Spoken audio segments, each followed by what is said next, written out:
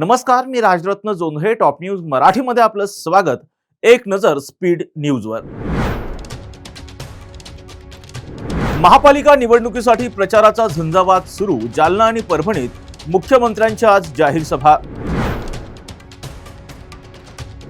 उपमुख्यमंत्री अजित पवार यांची रायगडमध्ये जाहीर सभा. राष्ट्रवादी काँग्रेस पक्षाच्या उमेदवाराच्या प्रचारार्थ अजित पवारांची जाहीर सभा.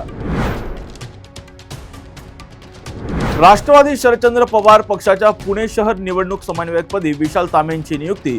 शरद पवार सुप्रिया सुळेंचे विश्वासू अशी विशाल तांबे यांची ओळख.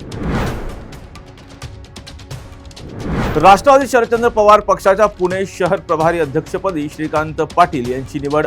पुण्यात दोन्ही राष्ट्रवादी लढवत आहेत एकत्रित निवडणूक. उद्धव ठाकरेंनी अहंकारापोटी स्वतःचं सरकार, खासदार आणि आमदार गमावले. आमदार राम कदम यांची सडकून टीका. ज्येष्ठ पत्रकार असीम शेख यांचं दुःखद निधन. मागील अनेक महिन्यांपासून पत्रकार असीम शेख होते आजारी. ठाकरे बंधूंचा आज शिवडीत एकत्रित दौरा. शिवडी, लालबाग, परळमधील शाखांना राज ठाकरे आणि उद्धव ठाकरे भेटी देणार.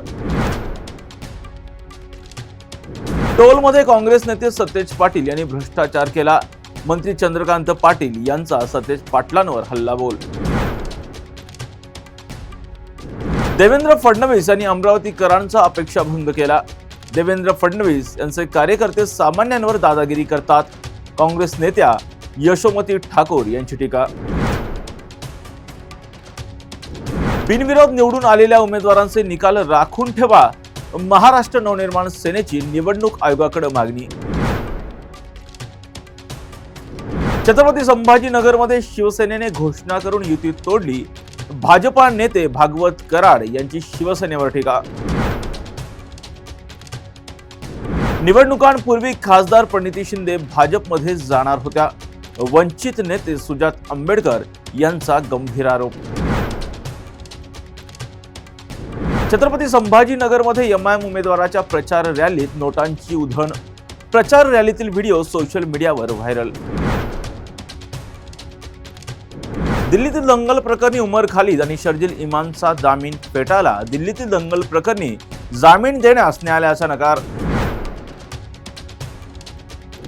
मुंबईतील फोर्ट परिसरातील बाळासाहेब ठाकरेंचा पुतळा झाकला. डागडुजी आणि स्वच्छतेसाठी पुतळा झाकल्याची प्राथमिक माहिती. तुर्तास येथेच थांबूयात. पाहत राहा टॉप न्यूज मराठी. आपला महाराष्ट्र, आपली बातमी.